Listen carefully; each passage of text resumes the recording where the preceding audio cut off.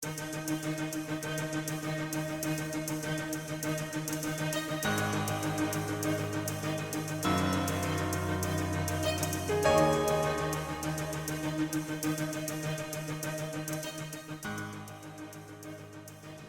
za popoln izbris. Smo si nejasni? Na podlagi smernic iz 1.8.2013 strani Evropske komisije. Na podlagi samo smernic, ne ukazov. Je pravzaprav jasno, da je tale zakon pravzaprav en blef. Gospod Tanko predlaga, da država kar čez prst, kar tako, ne vemo, ali bo to z glavnico, ali bo 100%, ali bo dvojni zresek, ali bo trojni, ali bo 50%, kar vsem poprek izplača. ECB zahteva drugačne ureditev odgovornosti, iz katere bi bilo jasno, da Banka Slovenija ni odgovorna za plačilo nadomestilo. Jaz mislim, da se delate norce iz brisancov, delate se norce iz Ustavnega sodišča, delate se norce iz državljank in državljanov Republike Slovenije, kajti vse to, kar ste vi pripravili, bi rekel, ne sodi nikamor. Če bomo nadaljevali tako, kot smo končali 28. junija letos, je samo ena alternativa, da ne bomo nikamor prišli. Še več, toliko boste zamujali, s tem postopkom odlagali, da bo nekdo vložil na sodišče za človekove pravice zaradi, ne vem, sojenja v razumnem roku, pa bo dobil še dodatno odškodnino. Mene skrbi, ali bo sodišče z vidika sojenja v razumnem roku in zagotavljanja učinkovitega pravnega varstva uspelo operativno poservisirati tolikšno število ljudi. Iz sodne prakse vemo, da nam načelo enakosti pred zakonom zapoveduje, da mora imeti zakonodajalec za različno urejene enakih pravnih položajev razumen razlog. Tako Maša kot Ciper, kot državni sekretar pa sta povedala, da večina ljudi ne bo poplačanih, da ne bo dobilo nič.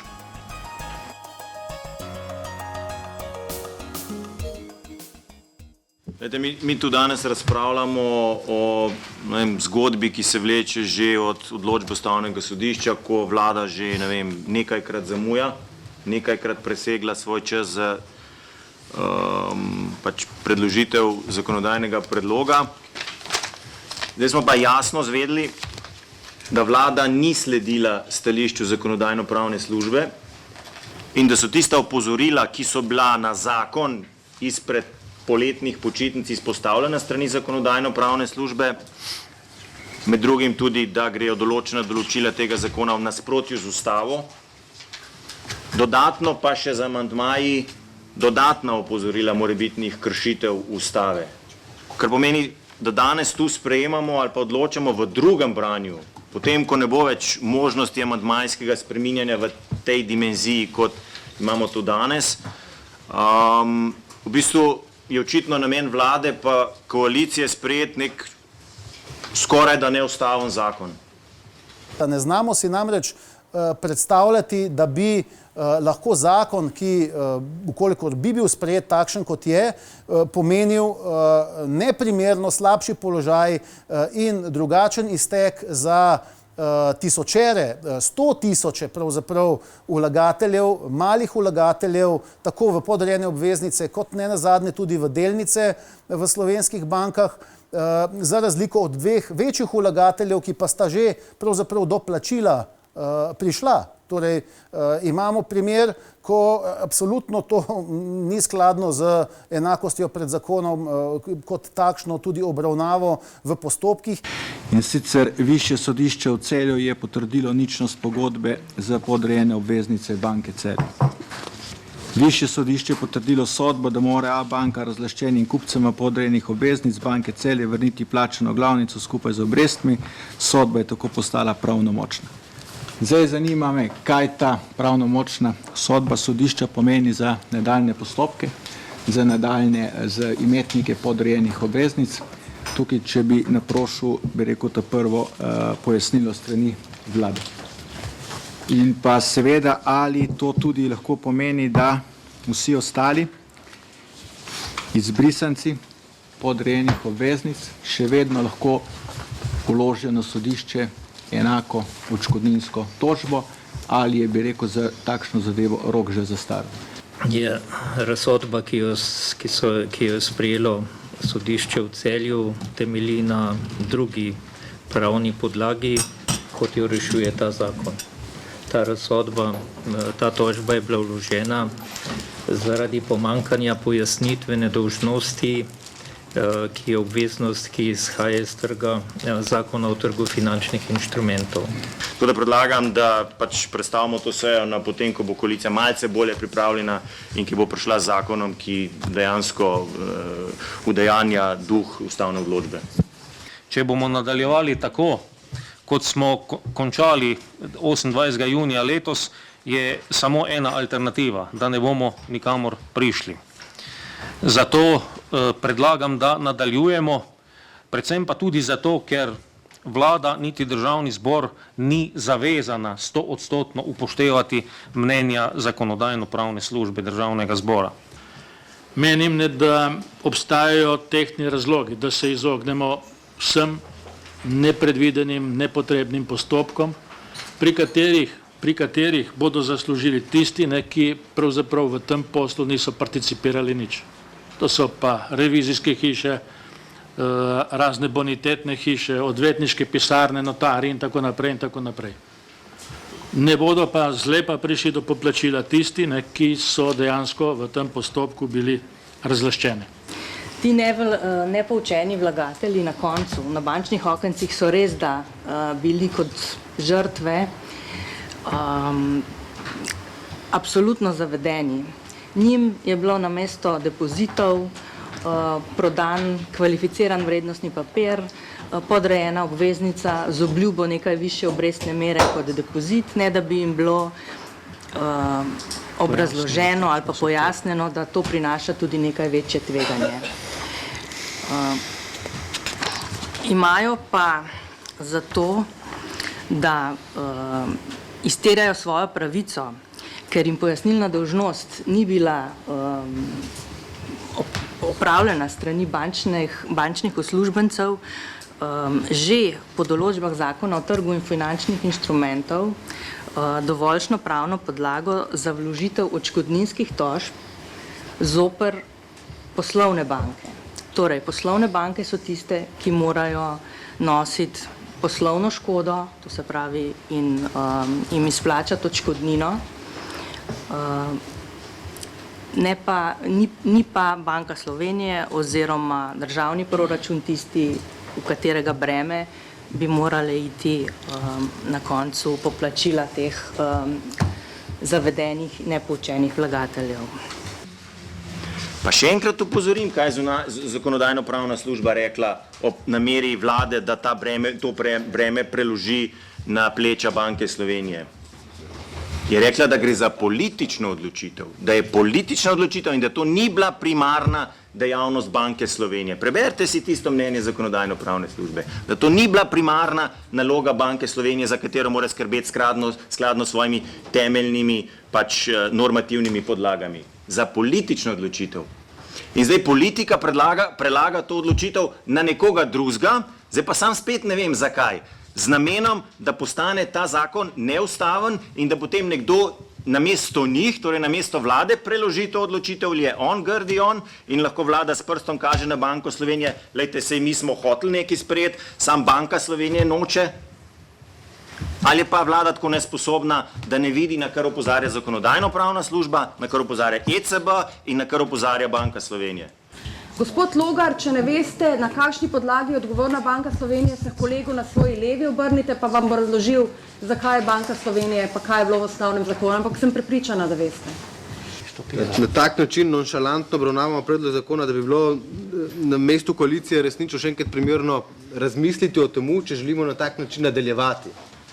Zdaj, ker če ste prav poslušali, tudi predstavnike koalicije so med seboj neusklajeni, en drugega obkladajo, kaj se je zgodilo in kako poteka. Zagotovo pa mora biti ta zakon sprejet čim prej. Delim mnenje s tistimi, ki to trdite, ampak ne pa na način, da rešitve vsebujejo oziroma da se sprejme tudi rešitve, ki so lahko porok za nadaljne spore.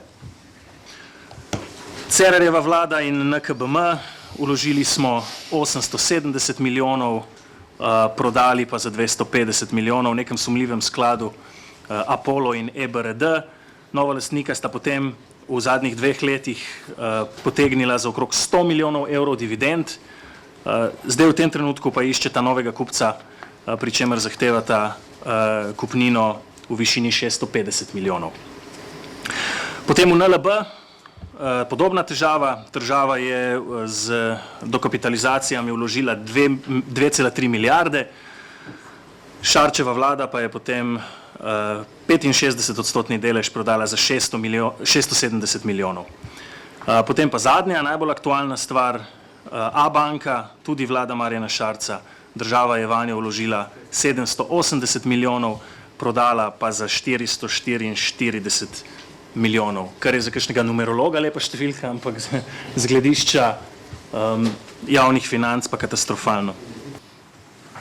V zadnjem pismu, ki ga je ECB napisala 16. avgusta in ga imate tukaj v spisu, v zakonodajnem materialu, se je ECB izrekla tudi o vloženih amandmajih, ki so bili vloženi v mesecu juniju. In ECB zahteva drugačne ureditev odgovornosti, iz katere bi bilo jasno, da Banka Slovenija ni odgovorna za plačilo nadomestilo za škodo oziroma. Zdaj, če sprejmemo to tezo Evropske centralne banke, potem moramo poseči v 350a člen ZBAN 1, to se pravi, moramo predlagati retroaktivno delovanje tega zakona. In tega smo se pripravi vsi pripravljalci, vladne službe, Ministrstvo za pravosodje praktično izogibali in bili zelo načelni. Ta zakon ne more posegati retroaktivno v ureditev, ki je veljala v času izbrisa. To je osnovna premisa. Glejte, ne govoriti, ne tisti, ki, ne vem, ste se odločili, da ne boste poplačali nikogar ali pa skoraj nikogar, da greste, ne vem, govorite o ustavnosti in zakonitosti in tako naprej. To ste falili kurs. Ključna naloga tega zakona je pokrivanje slovenske trojke, to se pravi Alenke Bratušek, tedanjega ministra za finance, Čuferja in pa tedanjega guvernerja Jazbeca. Čist nobene druge poante ni v tem zakonu. S ključnim ciljem, da velika večina od tistih 100 tisoč ne bo dobila nič. S tem zakonom, spoštovani, boste poplačali morda 50 do 100 največjih vlagateljev in nikogar več. 50 do 100 od več kot 100 tisoč. Ta zakon je tipično lobistični zakon. Ni zakon za državljane, za tiste, ki pač jim je to namenjeno, ampak za tiste kapitalske lobiste. Če kdo zavaja, tukaj zavaja državni sekretar, doktor Dragonja, ki je izjavil, da vlada sledi ustavni odločbi.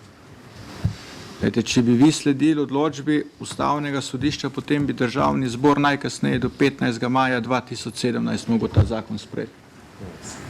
Spoštovani državni sekretar. 15. maj 2017. Če bi sledili odločbi ustavnega sodišča, bi mogel državni zbor ta zakon sprejeti. In ga ni. Vlada Mira Cerarja ni upravila svoje naloge. In jaz sem prepričan, da tudi vlada Marjana Šarca te zadeve ne bo upravila. Kajti takšen zakon, kot ste vi tukaj pripravili, nakazuje v to smer, da vam ni v nobenem interesu, da bi ta zadeva, bi rekel, sledila odločbi ustavnega sodišča, ki pa ne potuje, da izbrisancem je bila onemogočena, bi rekel, učinkovito sodno varstvo. To piše v odločbi ustavnega sodišča. In ustavno sodišče je naložilo državnemu zboru oziroma vladi, da pripravi takšen zakon, da bodo izbrisanci imeli možnost učinkovitega sodnega varstva. Zakaj, bi rekel, tudi ne verjamem, da bo vladi Marjana Šarca uspel, bi rekel, ta zakon pripeljati daleč, da bodo imetniki imeli možnost učinkovitega sodnega varstva in slediti odločbi ustavnega sodišča. Zato, ker ekipa na drugi strani se ni spremenila. In ta ekipa, ki danes to pripravlja, je sodelovala že pri izbrisu obvezničarjev. Spoštovani, leta 2013. Od leta 2013 na drugi strani gledamo iste obraze. Danes je bilo v razpravi moč slišati, da še ni dokazano, da je škoda nastala. Dejstvo je, da škoda, ki je nastala, je že izjemna, ne glede na morebitne sodne postopke, v katerih bi bili primorani oškodovani to dokazovati. Mi vseeno upamo, da se bo našla rešitev z poravnavo, z bolj racionalnimi postopki.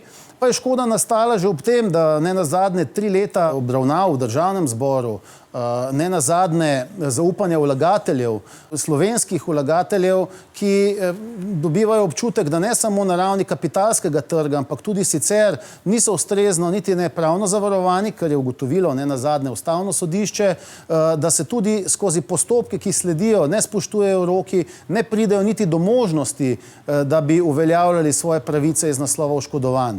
To pa je seveda ključen problem, kajti če naša skupnost ne zna sredstev, ki jih imajo njeni pripadniki, njeni člani, državljani Republike Slovenije, investirati v projekte, v gospodarstvo, v razvojne in druge načrte družbe, torej prihrankov samih lastnih državljanov, pač pa so ti, kot kaže, torej prej in iz naslova takšnih ravnanj usmerjeni v poganjanje drugih konkurenčnih gospodarstv, je to seveda sila slabo in v perspektivi za našo skupnost ne pomeni nič dobrega.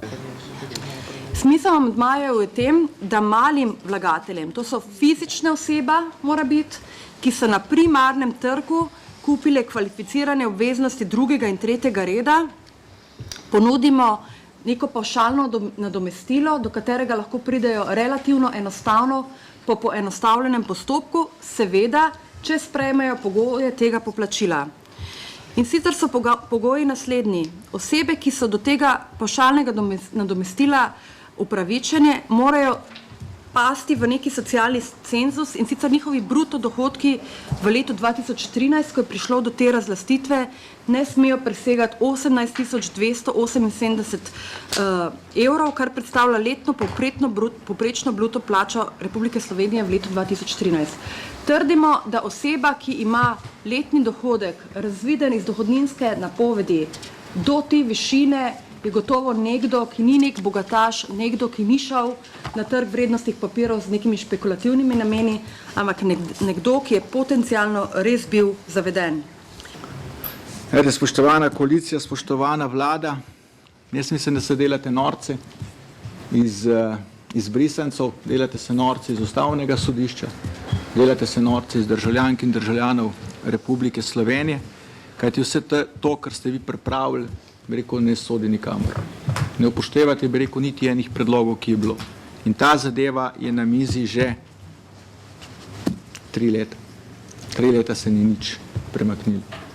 In spoštovani predsednik, spoštovani člani odbora za finance in monetarno politiko, jaz osebno v nadaljevanju razprave ne bom sodeloval, kajti že uvodoma ste nakazali, bi rekel, kam se zadeva pelje. Dejstvo pa je, da je ta zakon, ki je danes na mizi, predlog težek glede na odločbo sodišča v Celju približno 1,8 milijarde evrov. Spoštovani, jaz to sejo danes zapuščam. Hvala. Ustavno sodišče je namreč ugotovilo, da je temeljna neustavnost zakona o bančništvu v tem, ker ne določa posebnih procesnih pravil v primeru odškodninskih sporov imetnikov izbrisanih kvalificiranih obveznosti bank proti Banki Slovenije. In s tem tudi odgovarja na te očitke, ki so nekatere od očitkov, ki so bili podani glede vprašanj neustavnosti. Mi je žal, da ne bojo s tistim, ki so jih izpostavili, te odgovori bili lahko predstavljeni, ampak vseeno. Bojo gledali na televizijah, v pisarnah, pa bojo slišali. Torej, sprejeti moramo postopkovni zakon. Nikakor pa ne smemo prevzemati funkcije sodne veje oblasti in vsebinsko odločati o upravičencu posameznih vrst kategorij vplačnikov do povračila. Preko shem izven sodnega varstva za posamezne kategorije vlagateljev pa bi kršili splošno načelo enakosti pred zakonom. Hkrati se mi pri vsem tem odpira še nova dimenzija vprašanj. Se bo državni zbor v kratkem obravnaval zakon državnega sveta, ki se navezuje na kredite v švicarskih frankih. Ste se kdaj vprašali, kako bomo ravnali v tem primeru, kjer državljani niso vlagali svojih prihrankov, temveč vsak mesec še vedno vlagajo svoje vsakemesečne plače oziroma prihodke za reševanje stanovanjskega primera. Bomo tudi tam uveljavljali socialni korektiv. Vendar pa, kot rečeno, je bil zakon sprejet. Kar se združenja tiče, z predlogom in sprejetim nismo zadovoljni. Menimo namreč, da prinaša dolgotrajne, lahko 10 in večletne postopke pred sodišči, drage postopke. Nenazadnje je predstavnik Vrhovnega sodišča, vrhovni sodnik dr. Đorđević, danes v razpravi pojasnil nekatere momente, ki očitno zakonodajalcu niso doslej bili predočeni, a se na njih ni pretirano oziral o tem, da pravosodni sistem v bistvu ne bo zmogel takšnega zalogaja v primeru, da bi imel pravka z desetinami ali celo 100 000 primeri. Preko 100 000 tožnikov, strank v enem postopku. Ali se vi predstavljate, koliko strank je to v enem postopku, koliko ljudi je to? Do sedaj, kolikor je meni znano, najbolj številčni primer v Sloveniji je bila zadeva, kjer so bile odškodninske tožbe zoper Sandija Grubeliča Trend Forum, kjer je bilo na nek narok potrebno najeti prostore Kina Šiška, da so se lahko vsi ti, ki so odškodninske tožbe uveljavljali, udeležili tega postopka. Tako da jaz bi rad opozoril na razred velikosti. Tukaj gre za preko 100 000 ljudi, preko 100 000 strank na strani tožeče stranke. Mene skrbi, ali bo sodišče z vidika sojenja v razumnem roku in zagotavljanja učinkovitega pravnega varstva uspelo operativno poservisirati tolikšno število ljudi. To, kar predlagate v zakonu, pomeni potrebno nadgradnjo sistema, ki obstoji sedaj. To zahteva svoj čas, stroške, kadre. Samo za ilustracijo vam povem. Omejitve obstajajo glede števila udeležencev in števila opravilnih številk v programu. Število strank je lahko največ 9999, število zadev v posameznem letu je pa 99 999.